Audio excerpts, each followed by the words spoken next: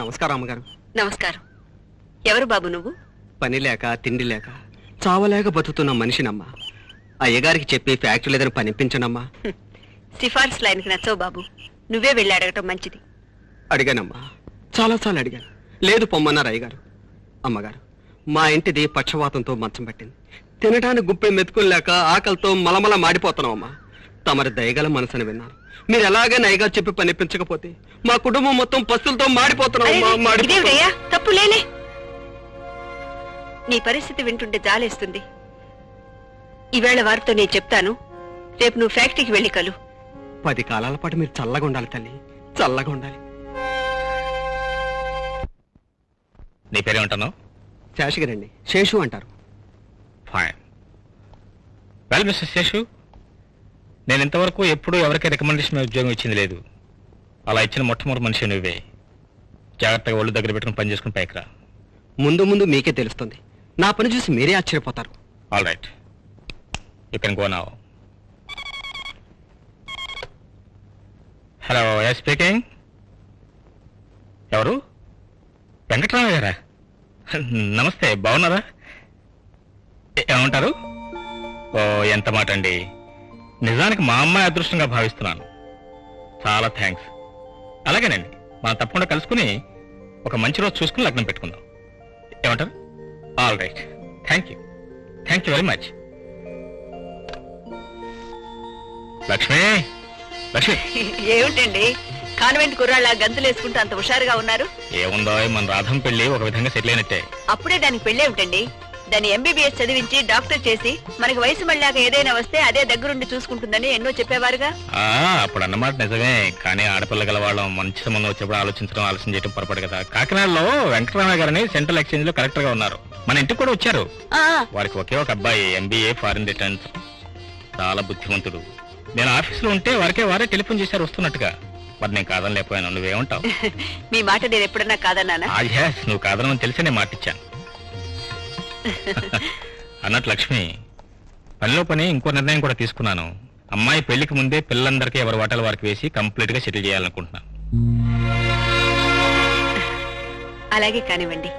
ఇంతకీ ఎలా వేద్దాం అనుకుంటున్నారు వాటాలు? ఏముంది, వైజాగ్ లో ఉన్న ఇల్లేమో పెద్ద అబ్బాయి హరిబాబుకి, లేకపోతే ఇల్లు అమ్మాయి రాధం పేరు రాస్తాను. ఎప్పటికైనా మన పేరు నిలబెట్టేది ఆడపిల్లే కదా. బాగానే ఉంది.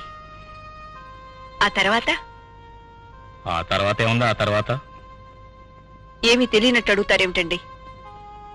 ఓహో, నీ ముద్దుల కుమారుడు పెద్ద ఆయన విషయమా? ఆయనే రమ్మని మాట్లాడతాను. దీన్ని కరెంట్ ఇస్త్రీ పెట్టంటారు. ఎందుకంటారు?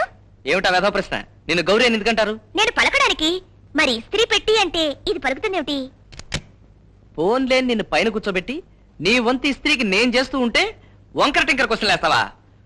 నాకు ఒళ్ళు మండిందంటే మా అమ్మను పిలిచి నిన్ను పనులోంచి తీసేసి ఇంట్లోంచి బయట పంపించేస్తా. అయ్యో, ఊరికి కోపగించుకోకండి దొరగారు. ఏదో తమాషా కన్నానంతే. ఈ తమాషా ప్రోగ్రాంలు బానే ఉన్నాయి. ఆ వేడెక్కిన ఇస్త్రీకి పెట్టి నేనైతే, దాని కింద ఉతికిన చొక్కా నువ్వైతే, నీ పైన నేను ఇలా రాసుకుంటూ ఉంటే, గౌరీ నీ తల్లో మల్లెపూలేమిటి కాలిపోయిన చొక్కా వాసనిస్తున్నాయి?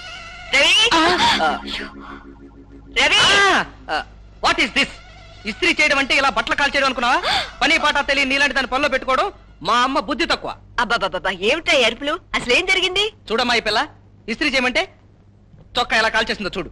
ఇలాగే వదిలేసావనుకో, రేపు నుంచి అదే ఇస్త్రీ పెట్టి పుచ్చుకుని మన ఇంట్లో ఉన్న వాళ్ళందరినీ కాల్చేస్తుంది. పాపం, పల్లెటూరు నుంచి వచ్చింది కదా, ఇస్త్రీ చేయటం చేత కాదేమో. సరేలే, నేను నేర్పుతాను గాని మీ నాన్నగారు ఎందుకో పిలుస్తున్నారు? నాన్నగారు నన్ను పిలుస్తున్నారా? రాంగ్ నెంబర్ అయి ఉంటుంది. మళ్ళీ వెళ్ళి కనుక్కురా. లేదురా, నీకేదో శుభవార్త చెప్పాలట. శుభవార్త? కొంపదీసి నా పెళ్లి విషయం ఏమైనా చెప్తారా ఆయన? పెళ్లి లేదు గిళ్ళి లేదు, నీతో ఏదో చెప్పాలట. వెళ్ళు. బాబు రవి, మీ నాన్నగారు చెప్పిన దానికి సరే అను, వాదన పెట్టుకోకు. ఆయన చెప్పిన దానికల్లా సరే అనడానికి నేనెందుకమ్మా? మీరెవరైనా వెళ్ళొచ్చు కదా. ఒరే, ఆ లుంగి కాస్త కిందకి దించి వెళ్ళరా. నాన్నగారు మాట్లాడేది నాతోనా, నా లుంగితోనా? అది కాదు బాబు, పెద్దవాళ్ళ దగ్గరికి వెళ్ళేప్పుడు కాస్త మర్యాదగా వెళ్ళాలి. మర్యాద అనేది లుంగిలో లేదమ్మా. మరీ నన్ను భయపెట్టాలని చూస్తావే. I don't care.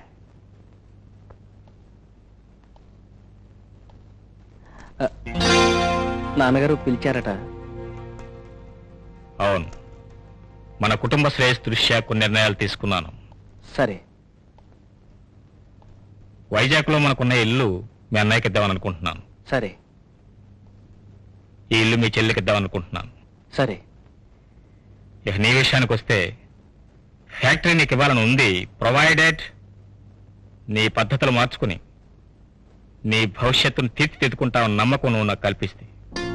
నాన్నగారు, ఇంతకాలం నన్ను పట్టించుకొని మీరు ఈరోజు ఫ్యాక్టరీ కోసం మీకు కావలసినట్టు మారమంటే నేను ఎలా మారగలను? ప్రతి మనిషికి తన జీవితం గురించి కొన్ని ఆశలు, భవిష్యత్తు గురించి కొన్ని ఆలోచనలు, అభిప్రాయాలు ఉంటాయి. అలాగే నాకు ఉన్నాయి. ఈ రోజు మీరు చెప్పారు కదా అని మార్చుకుంటే ఫ్యాక్టరీ కోసం వ్యక్తిత్వం చంపుకున్న మనిషిని అవుతాను.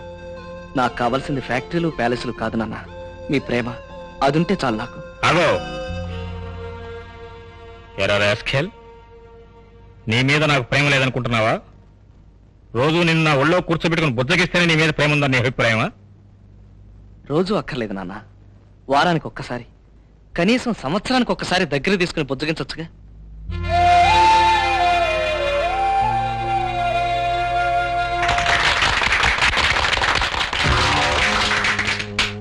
నా సోదర కార్మికులారా, కార్మిక శక్తికి మించిన శక్తి ప్రపంచంలో లేదని మీరు గుర్తుంచుకోండి.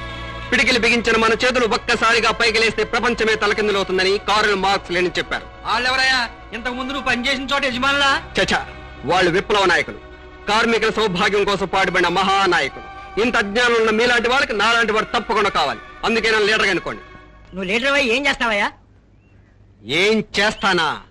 యజమానుల తరల వంచి మనకు కావలసిన సౌకర్యాలను ఏర్పాటు చూస్తాను. మనకు కావాల్సినవన్నీ యజమాని గారు ఏర్పాటు చేశారు కదా. ఏమిటి ఆయన చేసింది? మన పిల్లలు చదువుకోవడానికి బడెట్టించారు, రోగాలు వస్తే చూపించుకోవడానికి ఆసుపత్రి ఏర్పాటు చేశారు, తక్కువ డబ్బులకి కాఫీ టిఫిన్లు పెట్టే క్యాంటీన్ ఏర్పాటు చేశారు. బలికి తీసుకెళ్లే గొర్రెపోతును ముందు మేపినట్లు, పనికి తీసుకెళ్లే గుర్రానికి గడ్డి బాగా పెట్టినట్లు చిన్న చిన్న ఏర్పాట్లు చేసి మన కష్టాన్ని పిండుకు తింటున్నారు యజమానులు.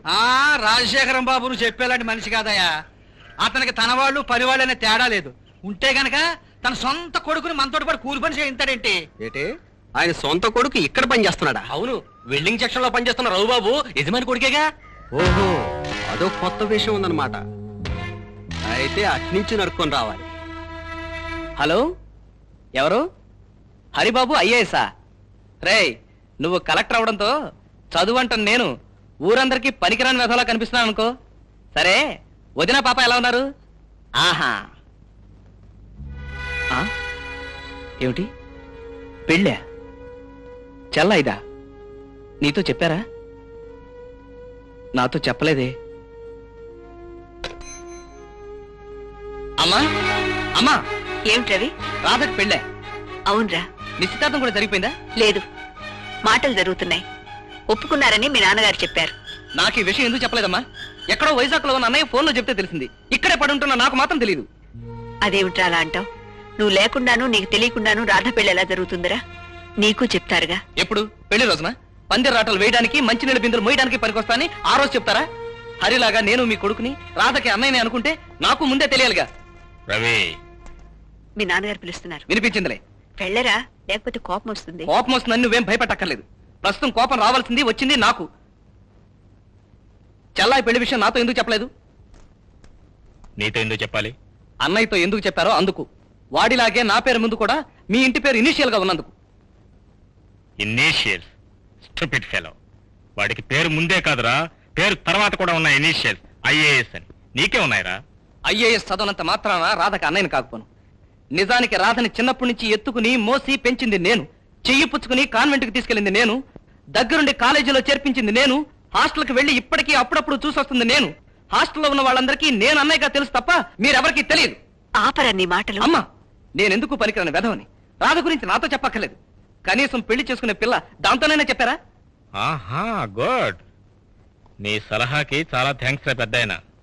చూడు లక్ష్మి, వాడినేమీ అడగక్కర్లేదని వాడే ఒప్పుకున్నాడు. వాడు చెప్పింది నిజమే, కనీసం అమ్మాయినైనా అడగాలి కదా. ఇప్పుడే అడుగుదాం. అమ్మా రాధా, రాధా, అమ్మా రాధా. ఏమిటి నాన్నగారు? చూడమ్మా, నా మాట కాదననే ఉద్దేశంతో నీతో మాట మాత్రం కూడా చెప్పకుండా నీకు మంచి సంబంధం చూశాను. అబ్బాయి పేరు కుమార్, MBA, పెద్దింటి బిడ్డ, బుద్ధిమంతుడు.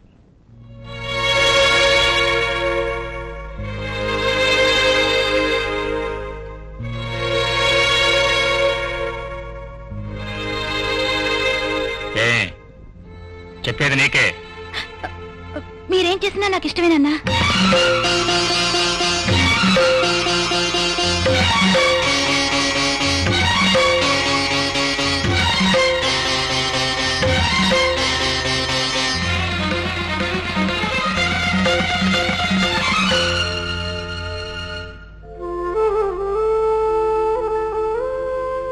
రాధా, నిన్ను అభిమానించే నన్ను మోసం చేశావు, నిన్ను ప్రేమించే అతన్ని మోసం చేశావు, అతన్ని ప్రేమించే నీ మనసునే నువ్వు మోసగించుకున్నావు రాధా. చిన్నయ్య, కృష్ణ ఎల్లుండొచ్చి నాన్నగారితో మా విషయం మాట్లాడతానని చెప్పాడు. ఈలోగా అనుకోకుండా నాన్నగారు పిలిచి అడిగేసరికి ఏం చెప్పాలో తెలియక. ఏం చెప్పాలో తెలియపోవడం ఏమిటి? నీ ప్రేమ గురించి ధైర్యంగా చెప్పొచ్చు కదా. నాన్నగారు ఎదురుగా ఉంటే నాలో ఉండేది ధైర్యం కాదన్నయ్య, భయం. చిన్నప్పుడే నాలో ఉన్న ధైర్యం నశించిపోయింది అన్నయ్య.